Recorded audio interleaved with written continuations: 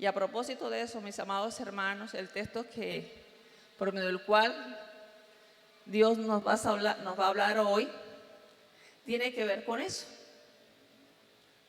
con el servicio como un indicador de nuestro crecimiento a la imagen de Cristo. Es uno de los aspectos que vamos a tratar en esta mañana, pero no es lo único.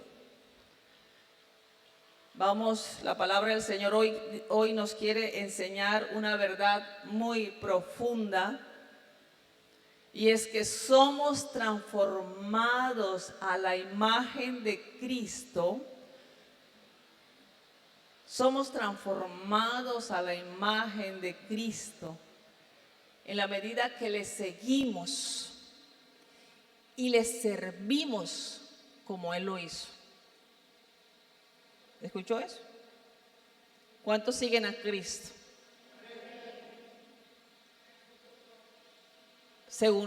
Seguimos a Cristo, pero de acuerdo a los criterios de Él, ¿no? No a los nuestros. Somos transformados. Dios nos trae a Cristo, no para que nosotros sigamos siendo religiosos. Dios nos trae a Cristo para que nosotros le podamos seguir. Y en la medida que nosotros seguimos a Cristo y servimos como Él lo hizo, nosotros somos transformados a la imagen de Cristo. Miren lo que estoy diciendo: sin servicio no hay transformación a la imagen de Cristo. Sin servicio, sin considerar a los otros como la misión de Dios para mi vida. Los otros son parte de mi misión de Dios en este mundo. Si yo no tengo eso claro, mis amados hermanos, yo estoy errado y estoy siguiendo a alguien que no es el Jesús de la Biblia. ¿Ya? Entonces quiero animarles a abrir en el Evangelio de Marcos, capítulo 10, la transformación del discípulo. Marcos 10, del 32 al 45, pero vamos a hacer algo. Como el texto es larguito, vamos a leer por ahora del 32 al 34 y luego en el proceso de la enseñanza leemos los otros textos. Amén. Versículo 32, puede ponerse sobre sus pies.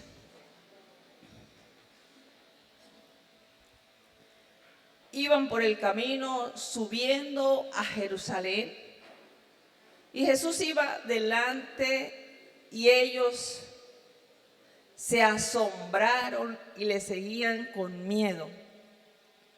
Entonces, volviendo a tomar a los 12 aparte, les comenzó a decir las cosas que le habían de acontecer. Y aquí subimos a Jerusalén, y el Hijo del Hombre será entregado a los principales sacerdotes y a los escribas, y le condenarán a muerte y le entregarán a los gentiles, y le escarnecerán, le azotarán y escupirán en él, y le matarán, mas al tercer día resucitará. Pueden sentarse, mis amados hermanos. La transformación del discípulo. Somos transformados a la imagen de Cristo en la medida que le seguimos y servimos como Él lo hizo.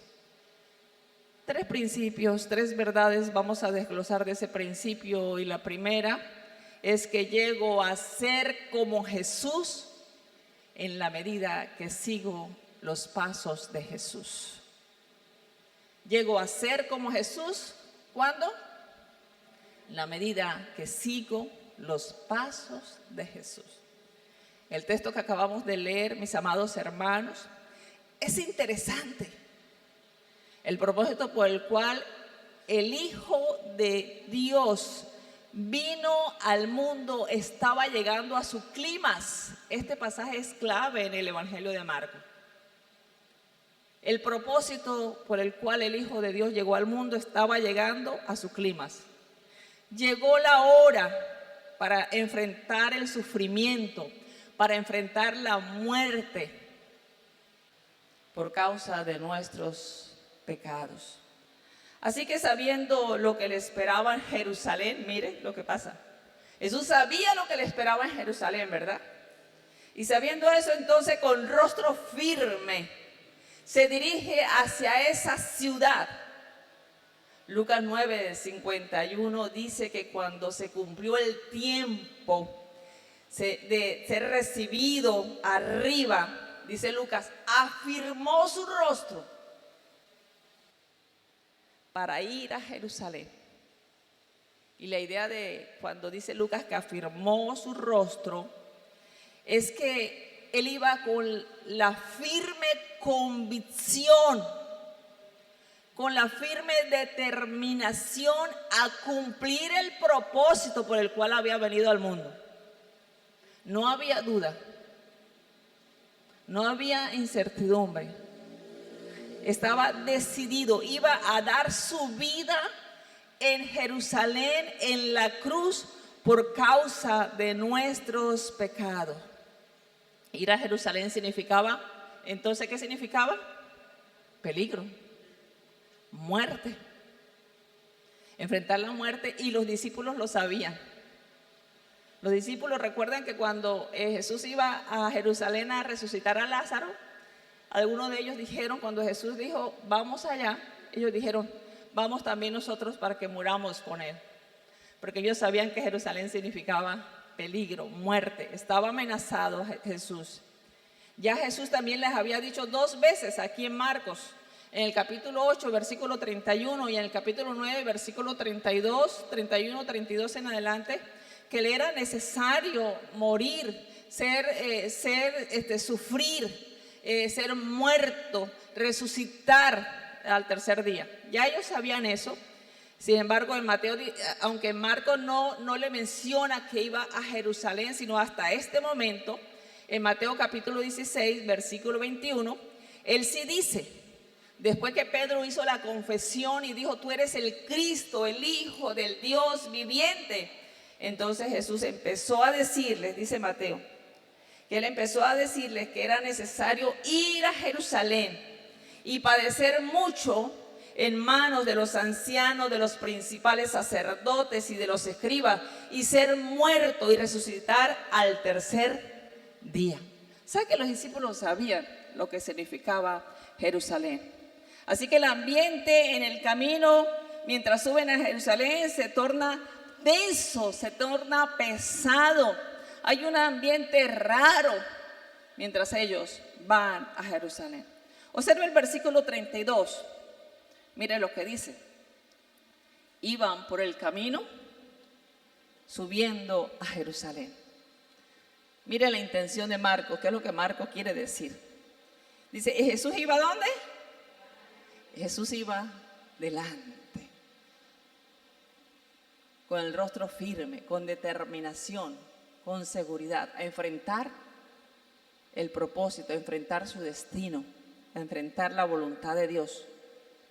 ¿Y cómo estaban los discípulos? Los discípulos, dice, y Jesús iba delante de ellos, y Jesús iba delante y ellos se asombraron y le seguían con miedo. ¿Por qué tenían miedo los discípulos? ¿Por qué se asombraron? Algunos comentaristas dicen que los discípulos solo se asombraron y que los demás tenían miedo, pero yo creo que los discípulos también tenían miedo.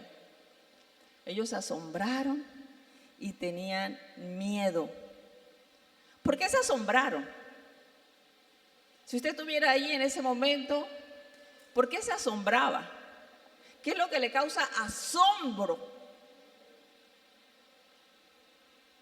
La determinación de Jesús. ¿Cómo nos asombra y admiramos a una persona que es determinante para seguir a Cristo a pesar de las amenazas, de mantenerse fiel a pesar del acoso, que pueda experimentar del medio, de mantenerse fiel a su esposa o a su esposo, a pesar de. Nos asombra en este mundo ver la determinación de cristianos que están dispuestos a dar su vida por Jesús y no le tienen miedo a lo que le hagan a su carne. ¿Ya? Los discípulos estaban aterrados, estaban asombrados, sabían que Jesús iba para la cruz, para la muerte, que lo iban a crucificar, que lo iban a tratar como un asesino. Y sin embargo, no titubeó. Ellos estaban asombrados. Pero también tenían miedo por lo que eso significaba para sus propias vidas como discípulos de Cristo.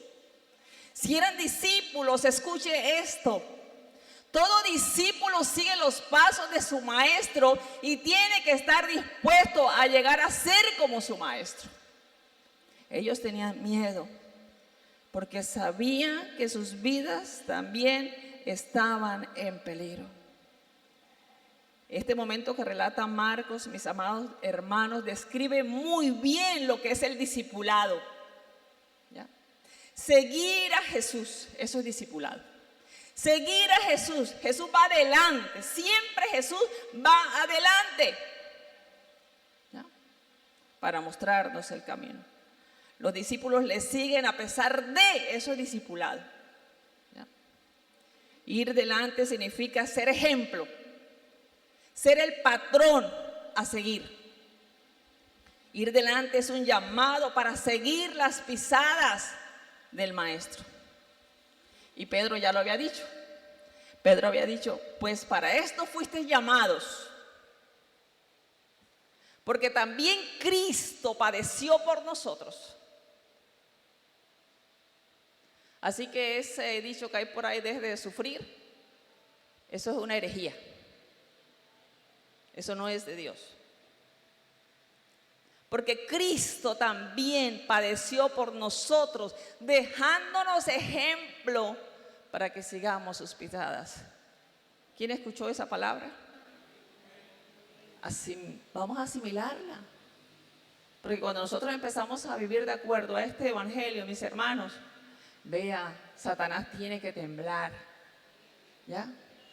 Y el mundo también. Porque ese es el evangelio puro, el evangelio de Jesucristo. Discipulado de seguir a Jesús hasta las últimas consecuencias. Y los discípulos habían aceptado el llamado para seguir al Señor. Habían dejado todo por el Señor.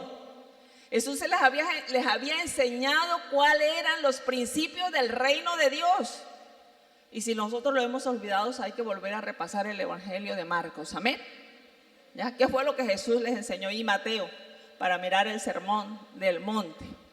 Ellos sabían estas lecciones de memoria, conocían los desafíos de ser discípulos del Señor, de ser cristianos, de ser evangélicos. Ellos lo tenían muy bien claro. Pero el discipulado, mis amados hermanos, el seguir a Jesús es más que saber lo que dice el manual de discipulado. ¿Escuchó eso? El discipulado, el seguir al maestro, el ser cristiano, el ser evangélico, es más que conocer lo que dice el manual del discipulado. Amén. Es más que eso. Es más que conocer qué dice la Biblia. Es vivir según el manual. Es vivir según el manual.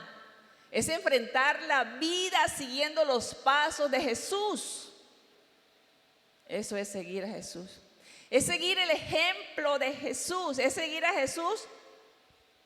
Es más que seguir a Jesús. Escúcheme eso. Seguir a Jesús es más que decir que yo sigo a Jesús. Es más que dejar cosas por Jesús. Seguir a Jesús es más que dejar cosas por Jesús. Recuerden que los discípulos el joven rico dijo, bueno, yo todo eso lo he hecho. Y los discípulos dijeron, hemos dejado casa, padre, madre, todo eso lo hemos dejado por ti. Pero no era suficiente. Es renunciar a nuestra propia vida. Eso es seguir a Jesús. ¿Cuántos han renunciado a su propia vida por seguir a Jesús? Ya Jesús les había enseñado esa gran verdad. Es renunciar a nuestra propia vida por Jesús. Es morir a nosotros mismos. Eso es seguir a Jesús. Morir. Alguna vez el Señor me había dicho eso, que era necesario morir a mí misma. Oiga, y yo había olvidado esa verdad. Y en estos días preparando esta palabra, el Señor trajo eso a mi mente. Seguir a Jesús es morir a ti misma, ¿ya? Para vivir para Él, para llegar a ser como Él, para resucitar a una nueva persona aquí en este mundo. Amén, mis hermanos. La manera acostumbrada que nosotros tenemos de hacer las cosas, su cosmovisión de vida, sus principios de vida, en cada momento de su caminar con Dios, tienen que estar expuestos a desaparecer y tienen que desaparecer para tomar la forma y el modelo de Cristo. Amén. Eso que nos ha identificado a nosotros por mucho tiempo tiene que ir desapareciendo para nosotros irnos pareciendo a Cristo. En la medida que nosotros avanzamos en nuestro caminar con el Señor, en la medida que los discípulos de Cristo avanzaban en su caminar con el Señor, estaban aprendiendo a Jesús. Estaban muriendo a ellos mismos. Había cosas que se estaban desprendiendo de ellos mismos. Ellos no volverían a ser los mismos, porque seguir al Señor nos transforma. Amén. Usted no puede llegar a ser el mismo de ayer, porque seguir al Señor nos transforma. Amén, mis amados hermanos. Ahora debemos preguntarnos, ¿cómo es que los discípulos pueden llegar y cómo es que yo puedo llegar a ese proceso de transformación a ser como Jesús? ¿Cómo se dan los cambios en mi vida, pastora, si yo lucho con eso? ¿Cómo se dan los cambios en mi vida? Y esto nos tiene que llevar al segundo punto. Tengo que reconocer los indicadores o señales de cambio. Indicadores o señales de cambio. Los cambios no se dan por sí solos. Amén. Los cambios no se dan por sí solos. La experiencia de los discípulos en este caminar con el Señor mientras suben a Jerusalén nos enseñan que debemos estar alerta a los indicadores o señales de cambio que nosotros mismos emitimos en nuestro diario vivir. Está bien que otros nos los hacen ver, que otros nos dicen, oye, esa actitud no estuvo buena, no está bien. Pero es que Dios no le va a pedir cuenta a los otros por los cambios que tú hagas o dejes de hacer. Tú tienes que identificar esos indicadores que tú mismo emites en tus actitudes, en tus reacciones, en tu diario vivir. Cuando somos cuando somos confrontados con la verdad del Evangelio, cuando somos confrontados con lo que Jesús en realidad es, ¿cómo reacciono? ¿Cuál es mi actitud? Nuestras actitudes y reacciones, cuando las demandas del Señor no corresponden a mi manera de ser, cuando no corresponden a mi manera de pensar, de ver la vida, esos son indicadores de cambio. Cuando empiezo a sufrir esas crisis, pero es que yo soy así, de malas, es que yo pienso así. Cuando usted empieza a hablar así, y a mí qué me importa que no le guste. Cuando en la comunidad de fe, sus actitudes y sus reacciones empiezan a sufrir crisis, y si empiezan a sufrir crisis, entonces usted tiene que decir, este es un indicador de cambio.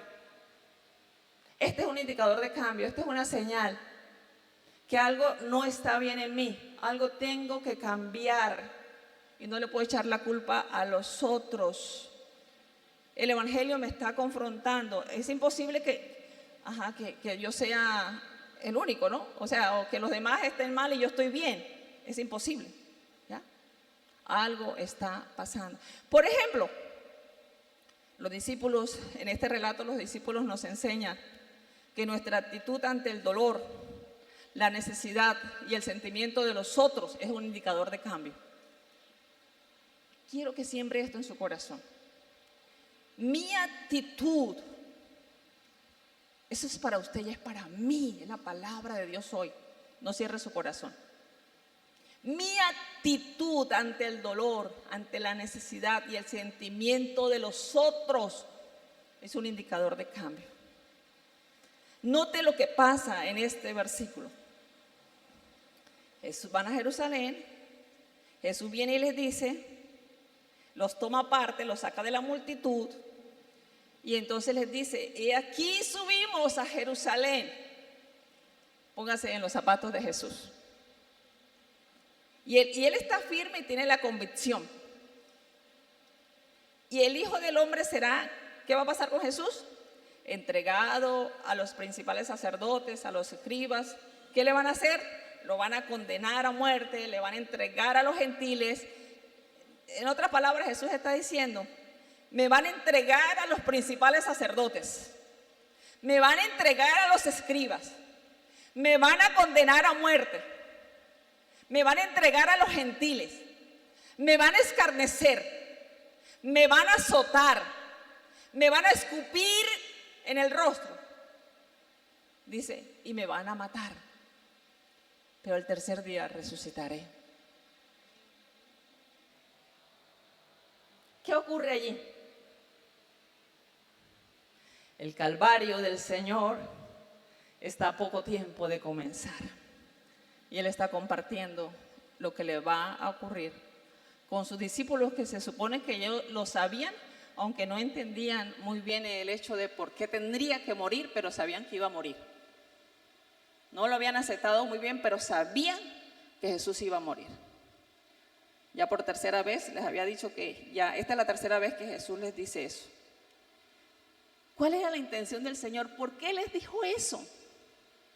¿Por qué creen que el Señor les dijo eso? Ya se los había dicho 2 veces, ahora es la tercera vez que les dice lo mismo. ¿Ah? Piense un momento con eso. Creo que en primer lugar era que ellos tuvieran paz, ¿verdad? Porque lo que venía era grande. Las ovejas iban a ser dispersadas. Que vieran que el Padre tenía el control. Yo creo que eso era una de las intenciones del Señor. Que la muerte para Él no significaba fracaso, porque Él iba a resucitar. Que eso no sería el fin, porque Él iba a resucitar. ¿Qué se suponía que debían hacer ellos? Las palabras del Señor entonces, con eso que Jesús les estaba diciendo, tenían que llevarlos a ellos a tomar la misma actitud de seguridad, de convicción, de determinación que tenía el Maestro. Voy a resucitar. Ellos tenían que tener la misma actitud del Señor. Pero también es cierto que el Hijo de Dios se hizo como uno de nosotros. 100% humano, 100% divino. Amén. Hebreos dice que era necesario que fuera semejante en todo a nosotros para venir a ser misericordioso. Oiga, la misericordia surge cuando yo me identifico con el otro porque somos iguales. ¿Cómo voy a tener misericordia de alguien que no es igual a mí, verdad? Era necesario que fuera semejante a nosotros para venir a ser misericordioso. Me pongo en el lugar de la otra persona y digo, ¿qué hubiese pasado si fuera yo la que estuviera viviendo ese momento? ¿Qué pasaría si yo no tuviera para darle de comer a mis hijos? ¿Qué hubiese hecho yo en lugar de esa madre cuando empiezo a juzgar a la mamá por lo que hizo o al papá? ¿Ya? Eso es misericordia. Era necesario, dice la palabra, para que se compadeciese de nuestras debilidades. En otras palabras, Jesús no era ajeno al dolor físico ni emocional. Él sabía lo que era experimentar, lo que se experimentaba cuando uno es rechazado por aquel al cual uno ama. Porque Él vino porque ama al mundo, ¿ya? Él sabía lo que es el sentimiento de rechazo, ¿ya? Jesús sentía. ¿Cuántos estamos convencidos de eso? Amén. Dice la Biblia, dice Isaías, que Él experimentó nuestros dolores. Él lo experimentó. Él fue tentado en todo, pero sin pecado. El que es tentado siente, pero Jesús no cedió al pecado. Teniendo esto presente, entonces, ¿qué significaba para el Señor en su humanidad lo que estaba enfrentando en ese momento? A pesar de su seguridad y su convicción, ¿qué significaba? ¿Usted está pensando en eso? Jesús abre el corazón ante sus amigos, ante sus discípulos. Va a ser traicionado, va a ser condenado injustamente. Le entregarán a las autoridades gentiles, se burlarán de él, le azotarán, le escupirán, le matarán. ¿Qué es lo mínimo que podían hacer los discípulos? ¿Qué es lo mínimo? ¿Qué harían ustedes? ¿Qué haría yo? Me preguntaba. Pero ellos no hicieron nada. Ni siquiera guardaron silencio, que es lo mínimo que uno muchas veces puede hacer y es lo mejor que uno puede hacer. Guardar silencio mientras acompaño a la otra persona en su dolor, en su aflicción, en su sufrimiento, en sus padecimientos. Hablar a veces es malo, ¿ya? Pero ellos no. Ellos hicieron todo lo contrario, ellos hablaron de más. Hablaron de más. ¿Qué hicieron los hijos de Zebedeo? ¿Qué hicieron? Versículo 35. Entonces Jacobo y Juan, hijos de Zebedeo, se le acercaron sigilosamente, como que así un poquito aparte de los otros, para que los otros no puedan oír, diciendo: Maestro, querríamos que nos hagas lo que te pedimos. Eso nos parece familiar, ¿no? Cuando a veces vamos y le decimos a una persona: te voy a pedir un favor, pero dime que sí. Estamos pidiendo un sí antes de decir cuál es nuestra demanda. O los hijos a los padres: dime que sí, dime que sí. ¿Y qué están buscando con eso? Comprometer la palabra, ¿verdad? Querríamos que nos hagas lo que te pedimos. Y Jesús les dice: ¿qué querréis que os haga? Estos hombres eran, lo que ellos hacen es digno de su carácter, de lo que significa, del nombre, del sobrenombre que Jesús les puso. Son hijos del trueno, son impulsivos y son violentos. Y ellos vienen y dicen al Señor: concédenos que en tu gloria nos sentemos el uno a tu derecha y el otro a tu izquierda. ¿Cómo les parece eso?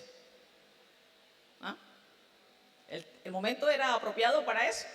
Si de pronto la petición era aceptable, que no lo es, ¿el momento era apropiado para eso? No, pero tampoco la petición, ¿verdad? No les correspondía. Yo me los imagino mirándose primero, ¿no? Se miraron los unos a los otros, los dos hermanos, cuando Jesús dijo: me van a bofetear, me van a escupir, me van a matar, pero voy a resucitar. Ellos se miraron los dos, yo me los imagino, se acercaron, se susurraron entre ellos dos, se pusieron de acuerdo para hacer semejante petición. Ellos querían ser los mayores. Querían ser los primeros. Recuerden que ya eso lo habían discutido antes en el capítulo 9, versículo 34. Jesús ya les había dicho por segunda vez que iba a ser crucificado, que iba a ser rechazado, que iba a ser maltratado. Y ellos empezaron a discutir. Se va a morir, lo van a matar. Alguien que tiene que asumir el liderazgo. Qué terrible.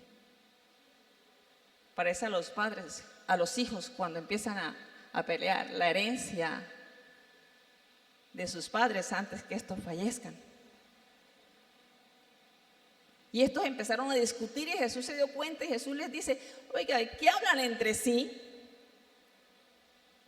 Pero ellos no dijeron, ¿no? Sino que Jesús descubrió el corazón, que estaban discutiendo entre ellos de quién sería el mayor. Y sin anestesia, mis amados hermanos, sin importar el momento que Jesús estaba viviendo, ellos hacen esta escandalosa y atrevida petición: concédenos que en tu reino se siente uno a tu derecha y uno a su izquierda. Ellos sabían que el reino era una realidad, pero no sabían tampoco, realmente no entendían cómo iba a ocurrir. Pero ellos pensaban que Jesús, no sé qué había en la cabeza de ellos. Sabían que Jesús iba a morir, que iba a resucitar. Yo no sé qué imagen, qué cuadros se hicieron allí, pero al fin Jesús iba a reinar. ¿Ya?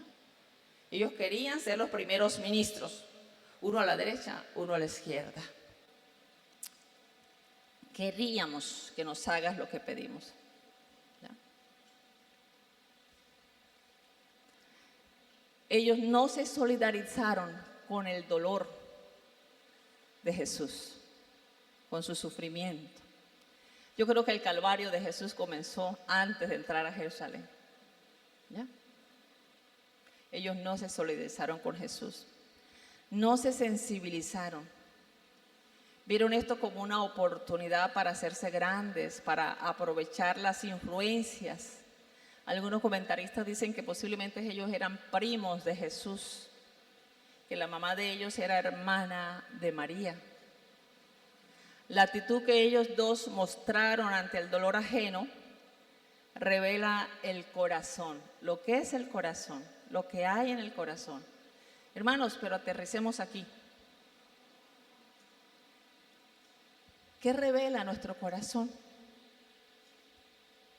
¿Sabe que estos días fui al centro y que casi no voy? Y cada vez que voy me aterro de todo lo que veo. Y vi a varias personas tiradas en los pisos, mendigando, pero viven ahí, duermen ahí. Y cada vez es mayor el número de personas que duermen en las calles. Y pasé por ahí y miré al hombre, me causó dolor. Y le dije a la persona que iba conmigo, yo dije, o sea, qué tristeza. Y me vine. Y tenía la imagen todo el tiempo en mi rostro de ese hombre.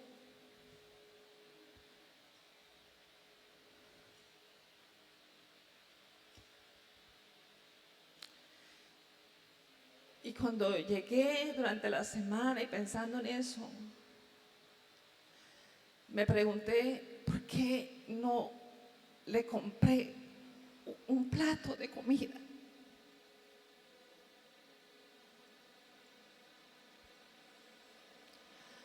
¿Por qué no le compré un almuerzo para que comiera? Era lo mínimo que yo podía hacer.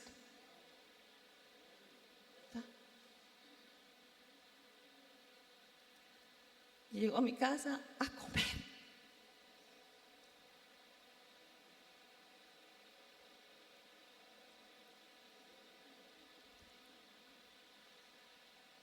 ¿Cómo respondemos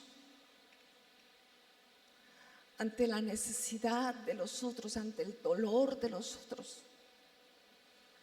¿Cuál es nuestra actitud? Pasamos de largo, no nos sensibilizamos, no sentimos nada, no hacemos nada. Y eso es una señal, eso es un indicador de cambio. Amén. Y a veces no tenemos que ir al centro, porque eso a diario ocurre, ¿verdad? A diario, en nuestra propia congregación, en todos los lugares, cualquiera que sea la problemática que las personas estén enfrentando. La actitud que mostramos ante el dolor ajeno, eso revela nuestro corazón. Solo nos importa nuestra familia y ya. Y la misión de nosotros va más allá que nuestra familia de sangre. Amén. Ellos vieron esto como una oportunidad entonces para hacerse grande, para aprovechar las influencias. Lo que nuestras actitudes, nuestras reacciones ante el dolor de los otros, revela cuán mezquinos, oportunistas, egoístas, indolentes. Escuchen, porque eso se trata de nosotros. ¿Estamos escuchando eso? Yo me tengo que parar a reflexionar un momento y decir cuáles son los indicadores, cuáles son las señales de cambio. Y me voy a aterrar de darme cuenta que yo soy egoísta, que soy mezquino, que soy indolente, que soy oportunista, que no me importan los demás. Y Jesús no es así. Jesús no es así. Quiere decir que necesitamos cambiar, porque no estoy siguiendo al Señor. Me he convertido en un religioso. No está bien anestesiarnos ante el dolor ajeno, no está bien. Jesús se compadeció y se compadece de nosotros. No está bien decir no es mi problema. Jesús hizo suyo nuestro problema. Amén, mis hermanos. No está bien decir no me importa, porque a Jesús le importó y dio su vida por nosotros. Y una segunda señal o indicador de cambio es la motivación de nuestro corazón. La motivación o la razón que hay detrás de nuestras peticiones y nuestros deseos. Si usted revisa y hace una evaluación de sus peticiones y de sus deseos, usted tiene que preguntarse, ¿para qué quiero esto? ¿Cuál es la razón? ¿Cuál es el fin de que quiero que Dios me dé esto? Este deseo que tengo ardiente, hasta que no consiga esto, no voy a quedar tranquila. ¿Para qué quiere eso? ¿Cuál es el fin? ¿Cuál era la motivación de los hijos de Zebedeo? Estos muchachos querían asegurar su futuro y el de su familia. ¿Eso está mal? ¿Está mal asegurar nuestro futuro y el de nuestra familia, trabajar para eso? No está mal. Y entonces, no está mal pensar en nuestro bienestar y el de nuestra familia. Sin embargo, en esta petición ellos dejan ver cuán lejos están de comprender en qué consiste el reino de Dios. Ellos, su visión de reino estaba contaminada. Aún siguen pensando según los criterios que rigen el mundo. Ellos querían gobernar, querían ser los líderes, pero con motivaciones equivocadas. ¿Para qué quiere ser líder usted? Ayer demostramos que somos líderes. No hay líder si no está dispuesto a servir. El líder no es el que manda, el líder es el que coge la escoba, es el que coge la toalla, es el que se ensucia las manos por los otros. Amén. Eso es ser líder. Ellos querían gobernar, quieren ser servidos, querían tener privilegios por encima de los otros en esta sociedad donde vivimos compitiendo de quién puede ser el mejor, y quiero alcanzar ciertos estratos sociales, ciertos privilegios que da la sociedad. Quiero ser el primero, quiero estar por encima de los otros, quiero ganar prestigio según los criterios y los valores de este mundo. ¿Ya? Jesús rechazó todo eso. Jesús no se dejó condicionar por nada de eso. Y los discípulos tampoco tenían que dejarse condicionar por los valores y los criterios del mundo. ¿Ya? Ellos no sabían lo que pedían porque buscaban gloria. Aunque seguían a Jesús, estaban resistiendo a ser como Jesús. Escuche eso. Hermano, pasamos años de nuestras vidas siguiendo a Jesús, pero nos resistimos a ser como Jesús. No queremos ser como Jesús. Y usted no lo dice. Pero cuando usted se resiste a los cambios, cuando usted deja de mirarse a sí mismo para estar mirando a los demás y tratar de cambiar a los demás, usted se está resistiendo a ser como Jesús.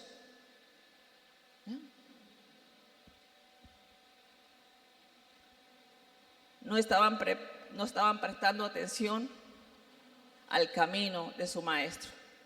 Su corazón era ambicioso. Y ese corazón les impidió ver y entender que antes de que el maestro llegara a sentarse en el trono de gloria, tenía que pasar por la cruz, por el sufrimiento. No hay gloria sin sufrimiento. No hay gloria si no pagamos un precio. Amén. Ellos querían llegar derechito. Ellos no querían ver esa parte en el camino. Ellos querían pasarla de largo.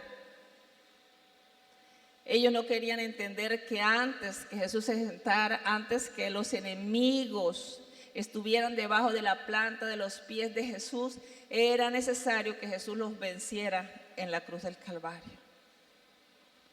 Se les olvidó lo que era ser un discípulo. Si usted está siguiendo a Jesús, usted tiene que ser un discípulo. Porque si no es discípulo, entonces es un religioso. Y los religiosos sin Cristo, sin seguir a Jesús, no van al cielo. Además, esta petición no tiene en cuenta a Dios. Ignoraban la voluntad de Dios. ¿No? Jesús le dice: ustedes no saben lo que están pidiendo. Oiga, todo lo que nosotros pedimos tiene que pasar por el filtro de la voluntad de Dios. ¿Ya? Porque nuestras peticiones no solamente revelan lo que hay en nuestro corazón y cómo está nuestro corazón, sino que revelan nuestra comprensión de Dios, del reino de Dios. ¿Ya? Jesús dice: ustedes no saben. Jesús viene y les dice, entonces Jesús les dijo: no sabéis lo que pedís, no saben.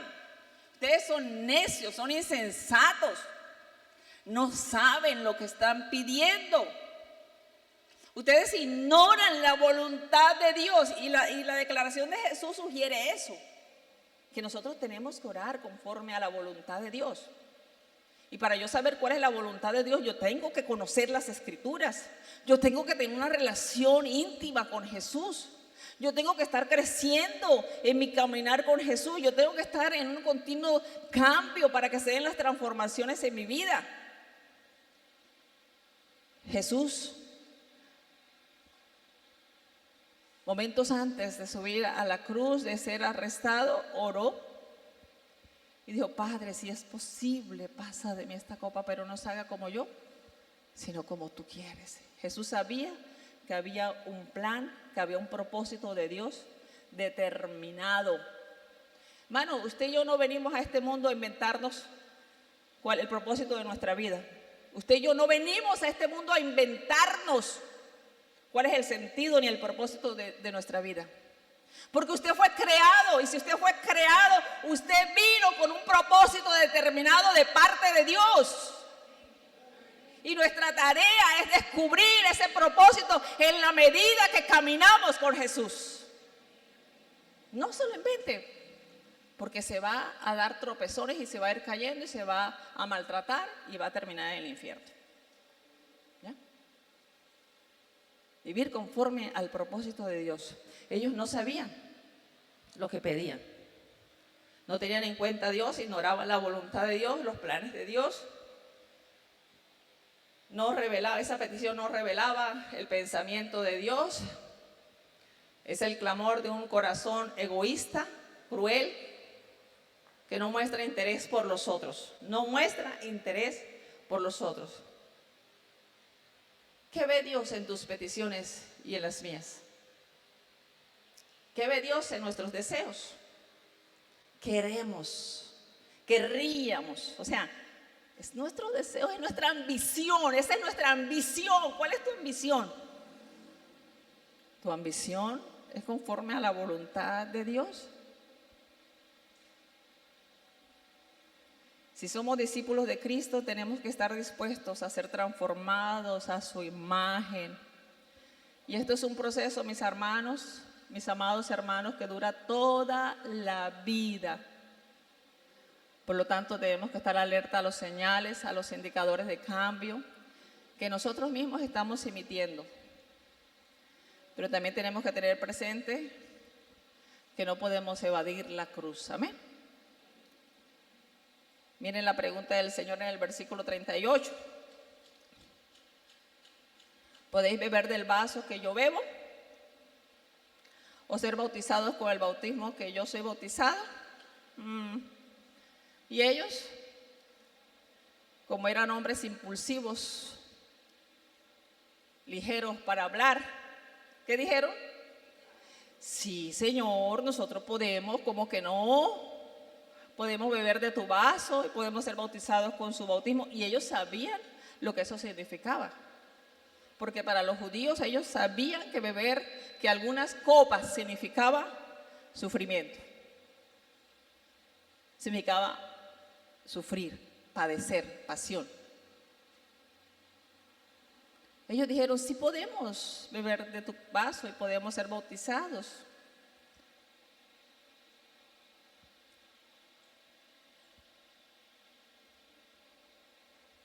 Jesús en alguna parte dice, por un bautismo tengo que ser bautizado, refiriéndose a su muerte. Ser entregado, ser sumergido en el sufrimiento. Jesús está hablando de su pasión, de su muerte, de su sufrimiento. Ellos dicen, podemos participar de tu muerte, podemos participar de tus sufrimientos. Fueron ligeros. Así como tampoco sabían lo que pedían, tampoco sabían lo que estaban respondiendo. Beber del vaso del que el Señor iba a beber y ser bautizados con el bautismo como que el Señor iba a ser bautizado significaba experimentar la ira de Dios en lugar de nosotros. Ser condenado y sometido a muerte como un criminal.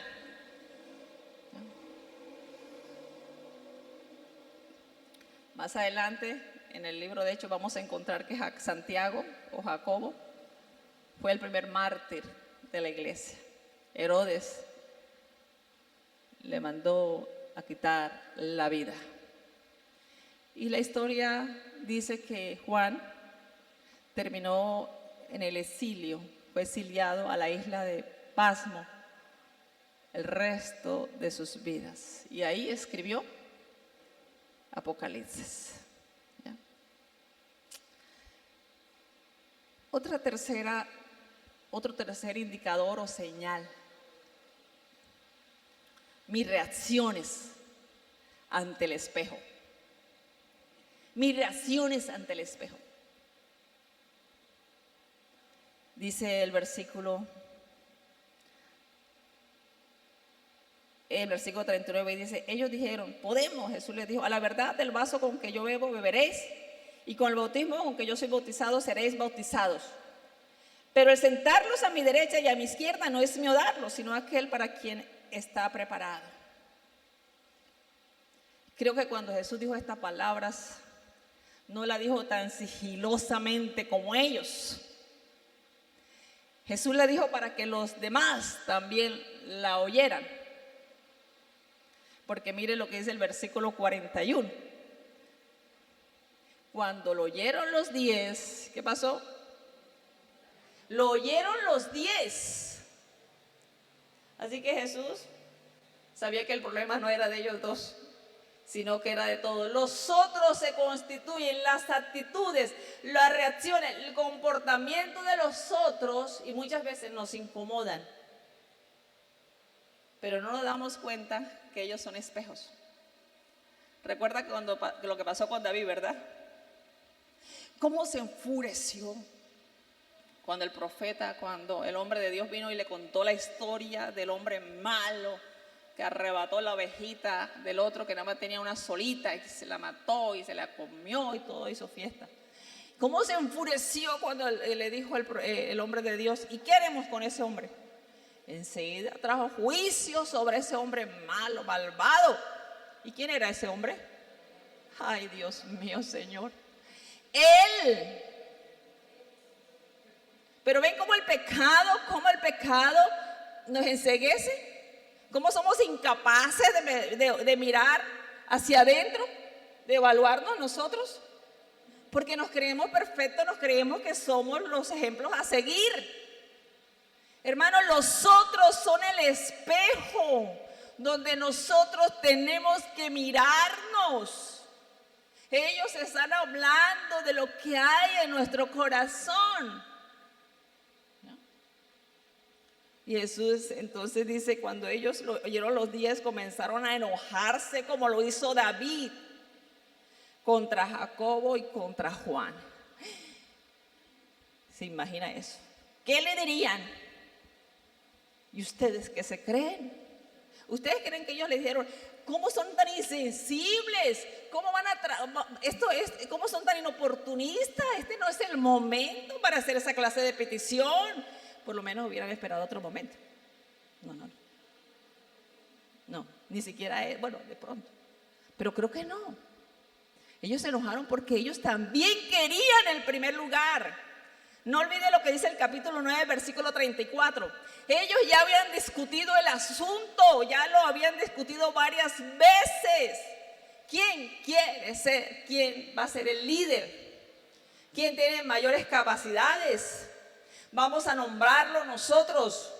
No, yo quiero ser. Se olvidaron de la voluntad de Dios y se olvidaron que la obra no es de hombre, sino que es de Dios. Amén.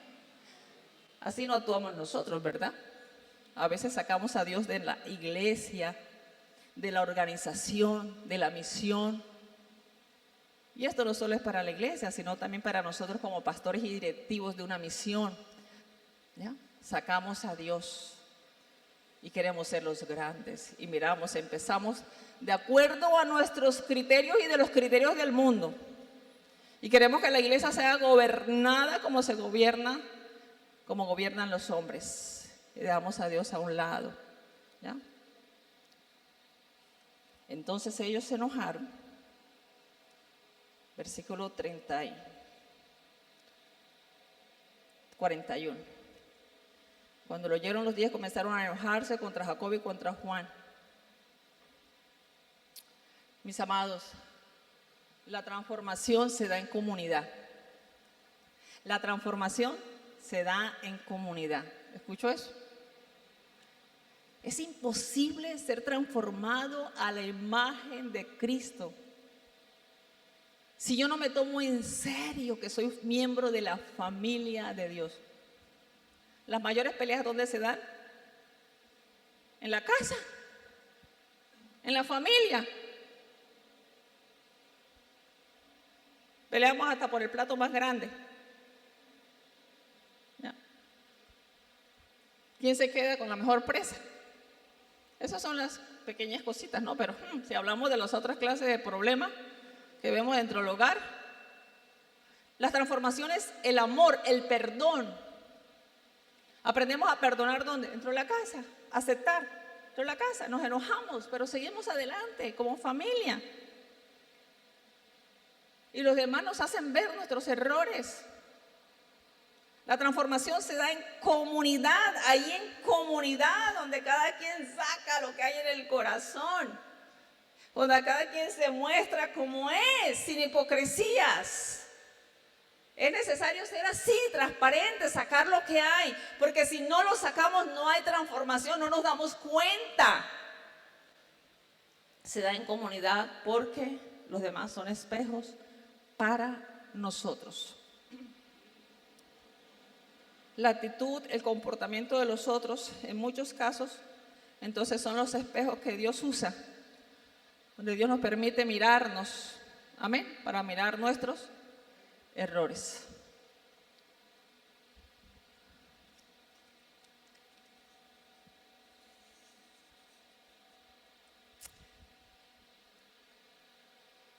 Y lo último que el Señor, el último principio, primero habíamos dicho que para ser como Jesús tenemos que seguir los pasos de Jesús. Segundo lugar, tengo que identificar y reconocer los indicadores y las señales de cambio. Y en tercer lugar, y en esas identificar las señales de cambio, vimos nuestra actitud y nuestra reacción ante el dolor de los otros, ¿verdad? ¿Qué más vimos? El hecho de mirarnos en el espejo. ¿Y cuál fue la segunda? La motivación detrás de nuestras oraciones y de nuestras peticiones. Y el tercer principio es, si yo quiero ser transformado en la imagen de Cristo, si realmente estoy siguiendo para Jesús, yo tengo que entender, tengo que vivir para servir. Tengo que vivir para servir. Amén. Vivir para servir es un indicador de cambio. No hay otra, hermano, no le busque otro nombre a eso. ¿No? Vivir para servir, indicador de transformación, ¿No? Jesús viene y les dice a ellos entonces, mas Jesús llamándolos les dijo, ¿sabéis que los que son tenidos por gobernantes de las naciones, ahí no se los dijo a los 2, a los 10, porque sabía que el problema era los 10. Sabéis que los gobernantes de las naciones se enseñorean de ellas y sus grandes ejercen sobre ella potestad.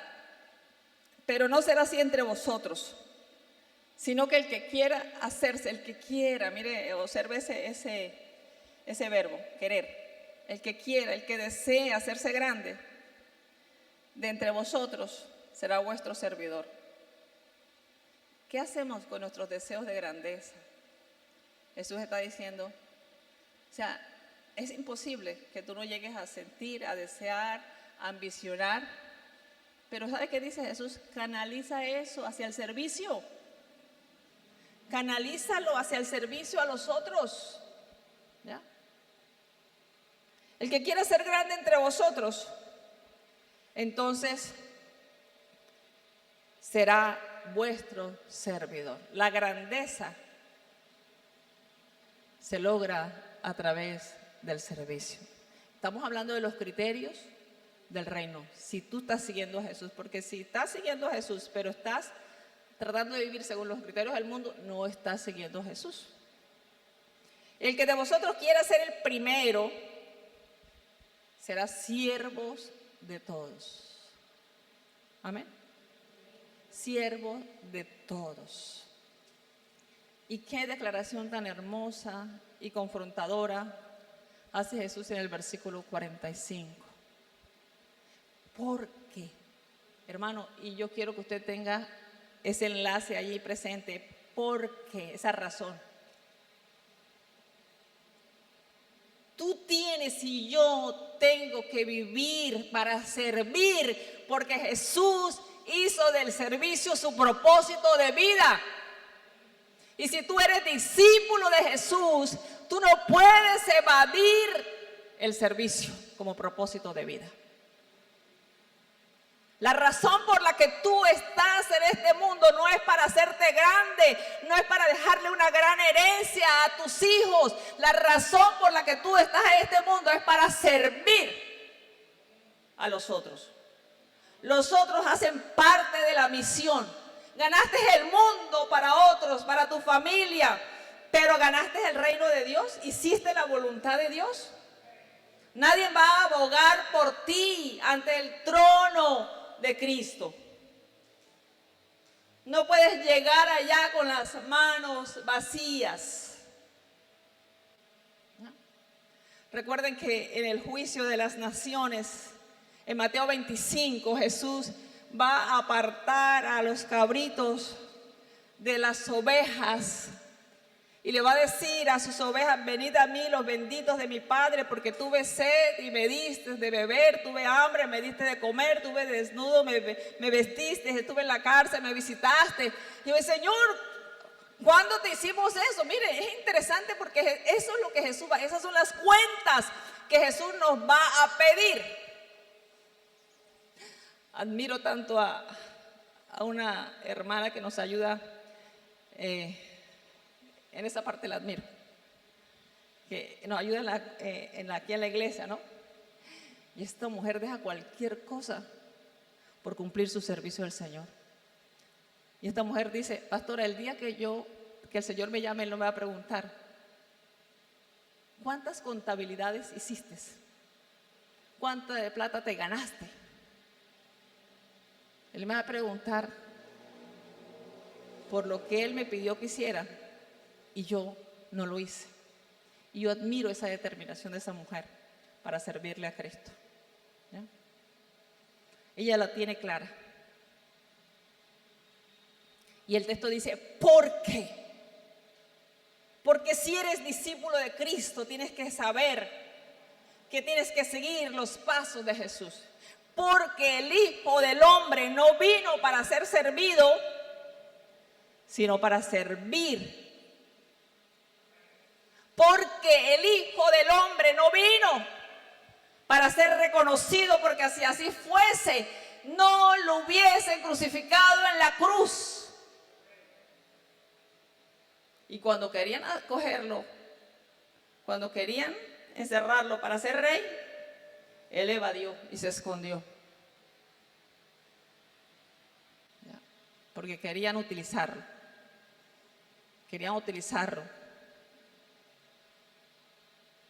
Porque el Hijo del Hombre no vino ¿para qué? No vino para ser servido, sino que vino ¿para qué? Para servir, amados hermanos, y para dar su vida en rescate de muchos. ¡Qué verdad! ¿Cómo nos confronta esa palabra? Por eso lo que hicimos ayer fue tan significativo. Pero quiero decirle que el Señor nos está diciendo: oye, quiero que tengas actos de servicio. Quiero que tengas más jornada de servicio. Eso fue un ejercicio. El Señor no está diciendo: quiero que sirvas de vez en cuando. No. Quiero que el servicio sea tu propósito de vida. Porque para Jesús fue. ¿Ya? De alguna manera, nosotros no vamos a servir en el sentido que sirvió Jesús. Sin embargo, cuando nosotros servimos, nos exponemos aún a morir. ¿Ya? ¿Sabe por qué, hermano? Porque si el servicio que usted da, si el servicio que usted presta no le cuesta, no es servicio.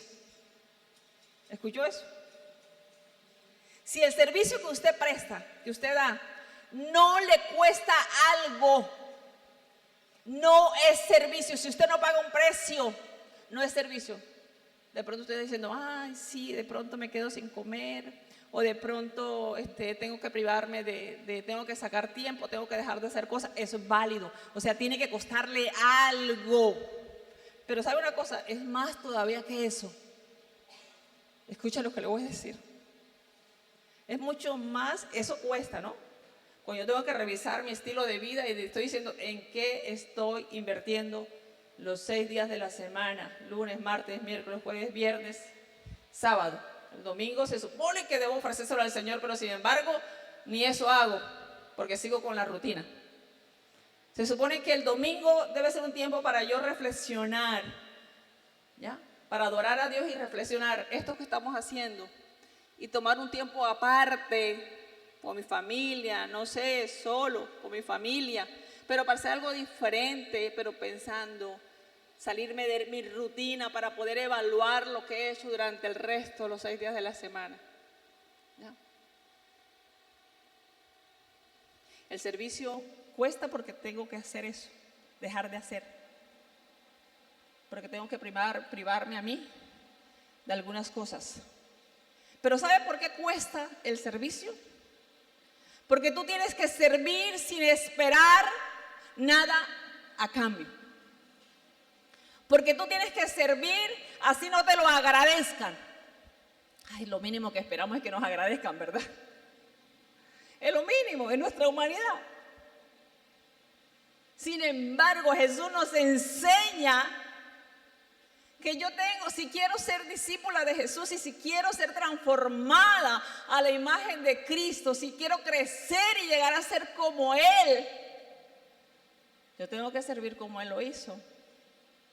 Y eso implica que tengo que estar dispuesto a servir así no me lo agradezcan. ¿Ya? Porque lo estoy haciendo por el Señor. No sabemos qué está haciendo el Señor cuando usted hace algo por otro y que ni siquiera se lo agradece, pero tenga la seguridad que Dios no solamente está trabajando en su vida, sino que está trabajando en la vida del otro. ¿Ya? Está trabajando en la vida de otro. Tengo que servir así la otra persona me menosprecie y hable mal de mí. Así esa persona intente hacerme daño. No puede ser, pastora. Claro, Jesús lo mataron. Jesús lo escupieron. Le dieron de bofetada. Le dieron a beber vinagre. Y él está diciendo, o sea, estamos llamados a servir porque Él lo hizo. ¿Sabe, mis amados hermanos? El servicio no enferma a nadie. No te hace menos que los demás. Te hace grande. Amén. Te hace grande delante de Dios. Lo que nos debe importar es el reconocimiento de Dios y no el reconocimiento de los otros. Y ni siquiera dijo gracias. Esta semana me pasó algo. Me han pasado varias cosas. Yo creo que Dios ha venido preparando, ¿no? Me tocaba enseñar el domingo pasado y el Señor trajo al pastor Leonel. Y bueno, se da también lo de la jornada. Y se hizo algo por otra persona. Y esa persona parece como que lo que hice por ella era mi obligación hacerlo. Porque, o sea, no dio ni gracias. Y yo me quedé pensando así. Yo dije, no dio ni gracias. Como si fuera mi obligación hacerlo. Pero Dios me estaba dando una lección. Dios me estaba enseñando. Amén. O dejo enfermar mi corazón y lo dejo de hacer. ¿Y quién pierde? ¿Quién pierde? Yo. Porque Dios usará a otra persona, ¿verdad? Para seguir tratando con aquel que necesitaba. Y Dios, porque también lo ama, y Dios usa el servicio para eso. Y Dios usará a otra persona, pero yo pierdo. Me pierdo la oportunidad, el privilegio de crecer, de ser transformado a la imagen de Cristo. ¿Qué te ha llamado Dios a hacer? ¿Cuáles son las oportunidades que te da durante la semana y no la aprovechas? ¿Has tenido la oportunidad de servir y no lo has hecho? ¿Cómo estamos reaccionando ante la problemática del mundo, ante los necesitados, ante la gente que no tiene que comer, ante el que no tiene vestido, no tiene calzado, ante el enfermo? ¿Qué hacemos, mis amados hermanos? Acompañamos a aquel que sufrió, mínimo eso. A veces se le muere alguien a un hermano y eso no es conmigo, ¿no? No, yo no soy amiga, yo no soy compañera, no. O sea, ignoramos a esa persona en su dolor. Ignoramos a esa persona en su dolor, en su tragedia. Y no nos imaginamos lo grande que es para una persona. Yo a veces quedo asombrada. Yo dije, no notan la presencia de uno, sí la notan. El que está en su dolor nota la presencia. Y después en algún momento te lo hace sentir que notó tu presencia. ¿Ya? Ponte sobre tus pies.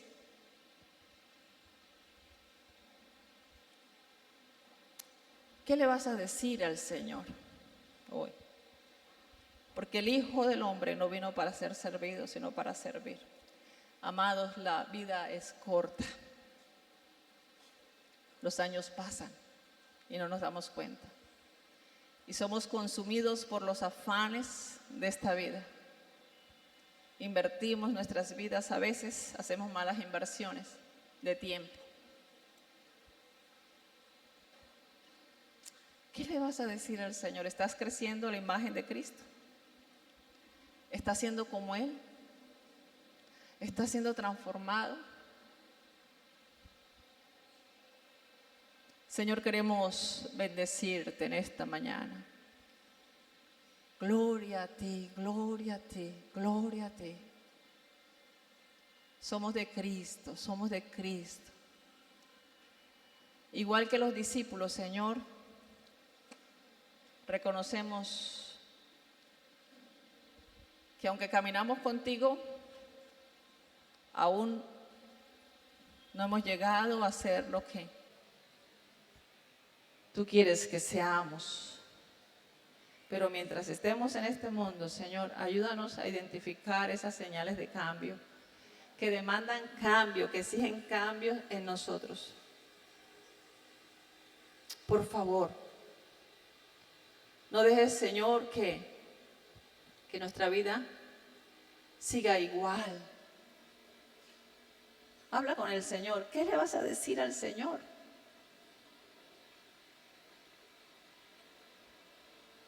¿Qué le vas a responder al Señor en esta mañana? ¿Qué está demandando Dios de ti?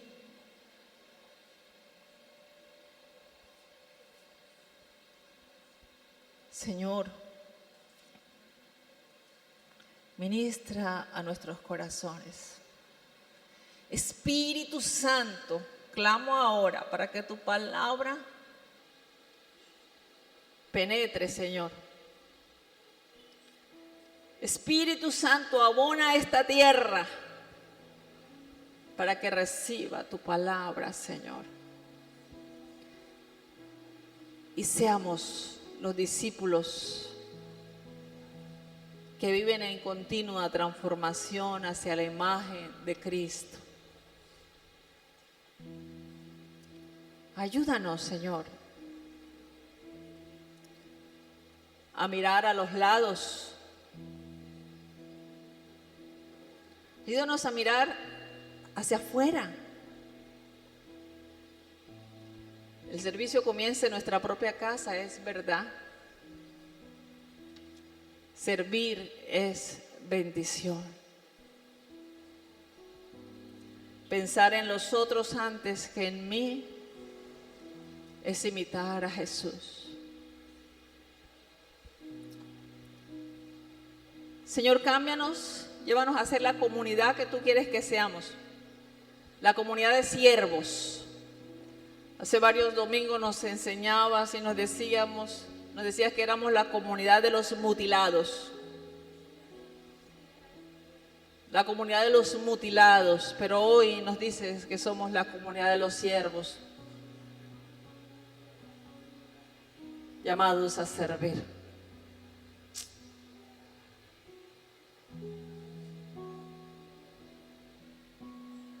Ayúdanos a hacer de los otros nuestra misión.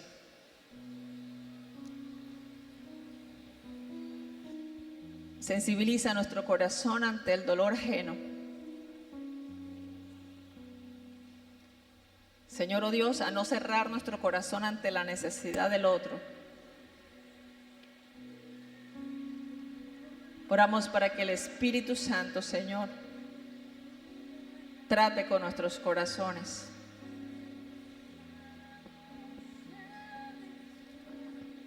Oh Rey eterno, te adoramos, Señor.